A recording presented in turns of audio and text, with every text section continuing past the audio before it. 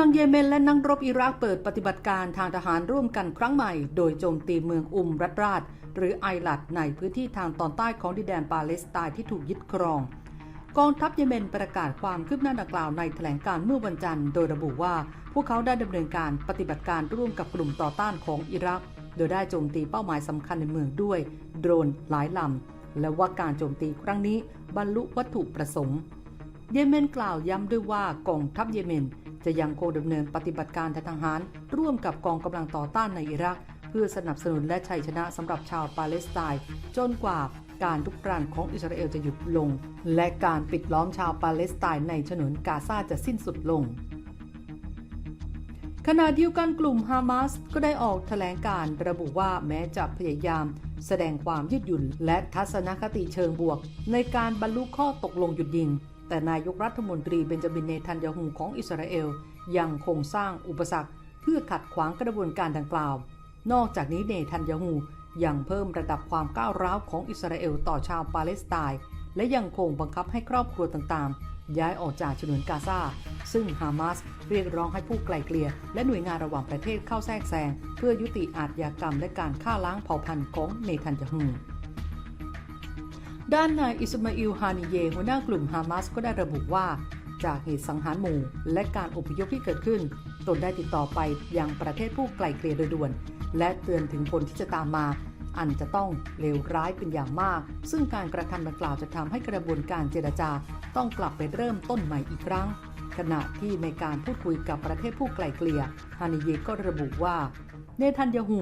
และกองทัพอิสราเอลจะต้องรับผิดชอบอย่างเต็มที่สำหรับความล้มเหลวของการเจรจาที่อาจเกิดขึ้นได้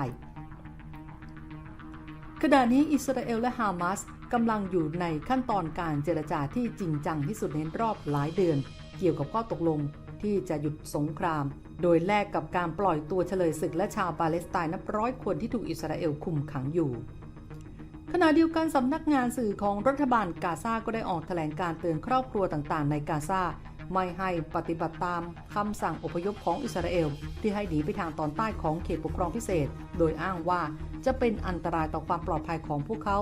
ซึ่งทางสื่อของรัฐบาลกาซาระบุว่าคำสั่งอพยพนั้นเป็นเท็จและมีวัตถุประสงค์เพื่อนำพวกเขาไปสู่กับดักแห่งความตายการสังหารและการประหารชีวิตภาคสนามคำแถลงระบุต่อว่าก่อนหน้านี้ก็มีการประหารชีวิตภาคสนามหลายสิบครั้งกับผู้ที่พยายามหลบหนีผ่านถนนอัลราชิดรวมถึงถนนซาลาลอัลดินซึ่งเป็นถนนที่ทอดยาวไปทั่วทั้งฉนวนกาซาด้วย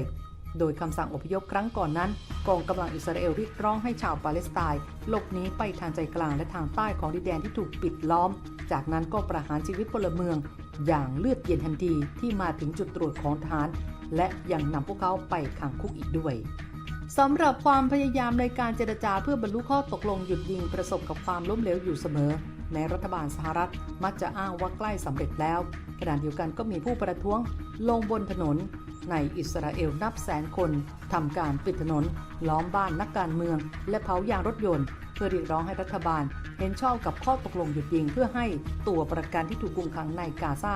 นานกว่า9 เดือนได้รับการปล่อยตัวแต่เนทันยาฮูไม่ได้สนเสียงเรียกร้องของพลเมืองเขากล่าวว่าข้อตกลงนั้นจะต้องอนุญาตให้อิสราเอลโจมตีกาซาต่อไปได้จนกว่ารัฐบาลอิสราเอลจะสามารถบรรลุเป้าหมายทั้งหมดที่ตั้งไว้ซึ่งรวมถึงเรื่องการกำจัดกองกำลังติดอาวุธฮามาสและความสามารถในการบริหารฉนวนกาซาอย่างราบคาบเนทันยาฮูยังกล่าวด้วยว่าข้อตกลงนั้นจะต้องไม่อนุญาตให้มีการขนส่งอาวุธข้ามแนวชายแดนกาซาและอียิปต์และไม่ให้กองกำลังติดอาวุธกลับเข้ามายังพื้นที่ทางตอนเหนือของฉนวนกาซาด้วย